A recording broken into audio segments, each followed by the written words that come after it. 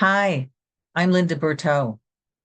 September is National Suicide Prevention Month, and September 8th is National Suicide Prevention Day. But no matter what month it is, this is always good information to have. And my story is really personal. I've been sharing about this around the country in trade shows and classes, and I've wanted to do a series of videos, and there's always been something that I don't know, it's just been a little personal. So, anyway, please bear with me. I want to give you some stories that are going to help you or help friends that you feel are suffering from depression or might be contemplating taking their own life.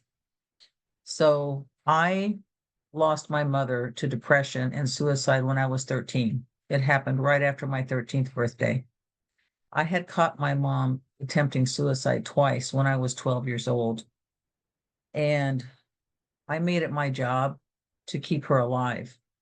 And I was 12. I mean, I tried my best to try and make her happy. And I didn't know some of the things that she had suffered from. But I did my best to be a good girl, to keep her happy. And no matter what I did, it didn't work. And on the day that she took her life, my mother tricked me to leave the house. And all the red flags were there. I knew that I should have stayed home that night. I knew that she needed me there, but I allowed her to trick me to leave the house. And that was the night that she did it. And I was so devastated. I cannot explain the betrayal, the hopelessness, the guilt that I felt. And this was 54 years ago. This happened 54 years ago, August 20th. And it still hurts to this day. So, number one, suicide impacts everybody. If you have loved ones, they never get over it. And while I have grown and I have learned so much about life from my mother's death, there is still that little girl that misses her mother, that just wishes that she would have stuck it out so she could have been with me to see me grow up, to become best friends, to do things together. So that's number one. Now, here's what people don't realize. See, I know that when my mom took her life, she thought she was ending her pain. My mom was heartbroken. She suffered from severe depression. She used to sleep pretty much all day. I would get up in the mornings to get myself ready, feed myself, and go to school. I would leave in the morning, or before I left in the morning, I would go in to kiss her goodbye and tell her I loved her and let her know I was going to school. Most of the times when I came home, she was still in bed. So I would come home, go into the bedroom, kiss her hello, tell her I loved her. And then if she was up to it, she would get up, I don't know, maybe 4 or 5 o'clock. And then the same thing would happen for the next day. So this is what I lived with for quite a while. And so she was suffering. She had heartache. There were things in her past that I had no idea about at that time that she was suffering from. And I know that when she took her life, she thought that that pain was going to end. Well, all you do is get rid of your body. So when you take your own life, all you're doing is getting rid of your body. Your spirit lives on. You see, we are spiritual beings in a physical body. We have a spirit, a soul, whatever you want to call it, that is eternal. And when we come here to planet Earth, we're here to evolve our spirit. And we do that by getting through life's trials and tribulations. So when you take your life, all you're doing is getting rid of your body, and your spirit continues to have the same pain that it had when you were still here. So I felt my mom's pain. I felt her depression. There were times when it seemed like she was in my body, and I felt this awful, debilitating pain and depression. So when she died, my guilt for not being there for her and, um, the things that are not our fault, but we take responsibility for, I then started to suffer from my own bouts of depression. But I kept feeling her energy. She was still around me. She was there and she was still depressed. So I knew that that wasn't the answer. Now, when you're depressed, when you have things happen in your life, usually there's a major loss, whether it's losing a loved one, a relationship breaking up, losing a job, having a dream that you thought was going to happen and then it just crashes, before you. Loss is a big cause of people suffering from depression. And I'm not a therapist, so I'm not trying to tell you that. I'm not a therapist, but believe me, I have lived through this and I have healed myself now from depression over 30 years ago. But I find that people who suffer from depression usually have some major trauma or loss that happens. And what I want you to know is that when you've got pain in your life or you suffer from one of these losses, that's not the time to give up. That's just spirit telling you it's time to look at a new direction. It's time to start seeking, to go within, to look for answers that you don't have already. Because we have a whole, I'm going to call it a spirit council. We have spirit guides, we have angels, we have helpers on the other side. They're really here to cheer us on and to help us get through those dark times. And when we're able to do that, then our life becomes so much better.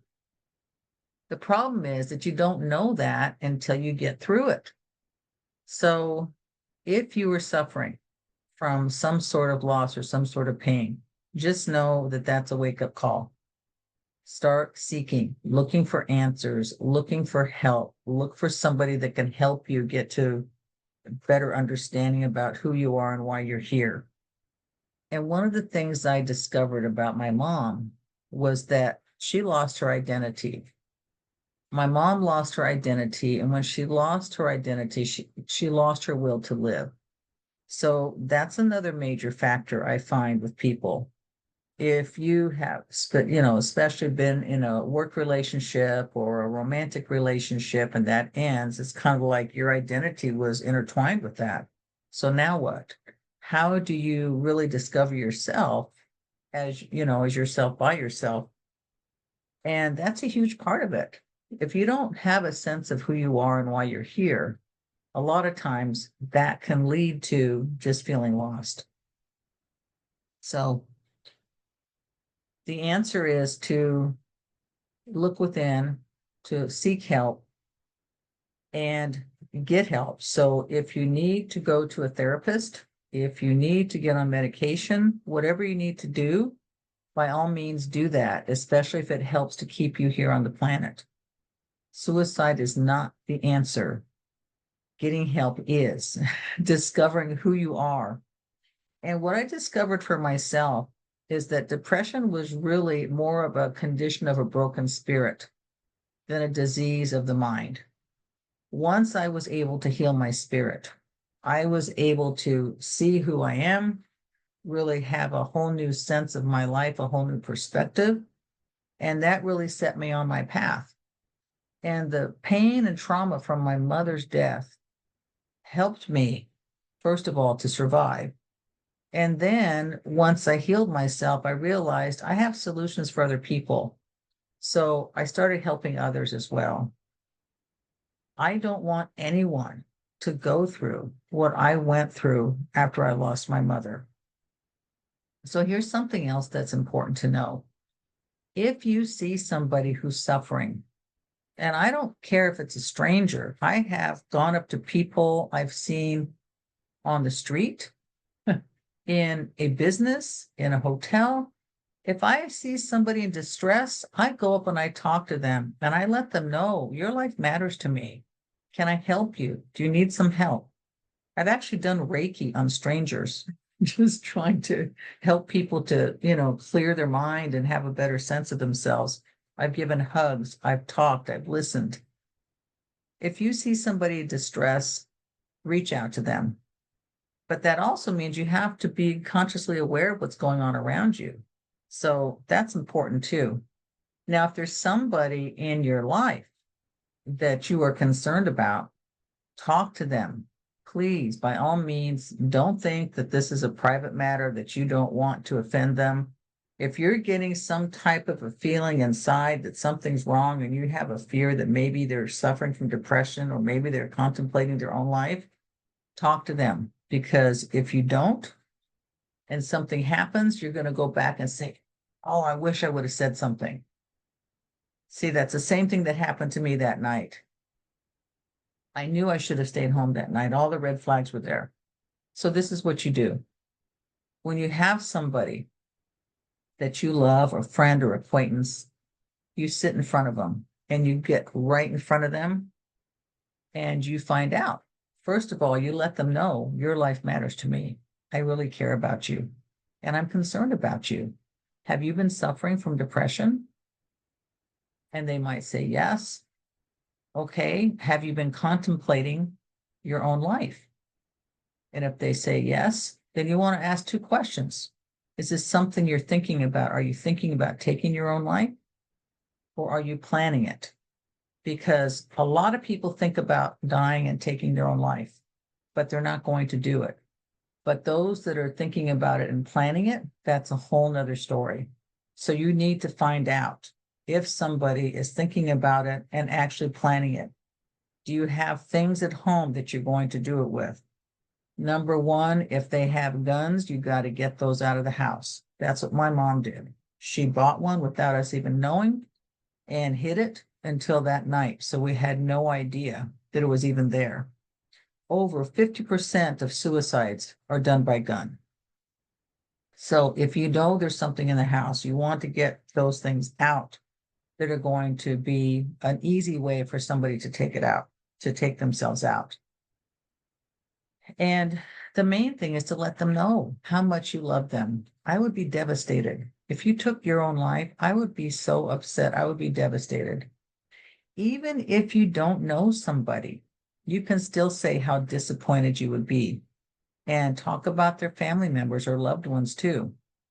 A lot of times when somebody's depressed, they think that nobody loves them, but they're thinking in error because their mind is kind of in this cloud, this fog that's turning all their thoughts against them. So even though they might think that, that's not necessarily the truth. And you have to let them know that. But the main thing is to let them know that you care, give them some hope. And I have found that somebody having hope is that little thread that helps to get them over that hump so they can start doing some healing work. And that's very important. So I hope this helps. I'll be telling you some more stories about my healing process as well. But I just wanted to get this video out for you so that you could have something to contemplate and think about. Okay? So, mwah. And remember, your life matters to me.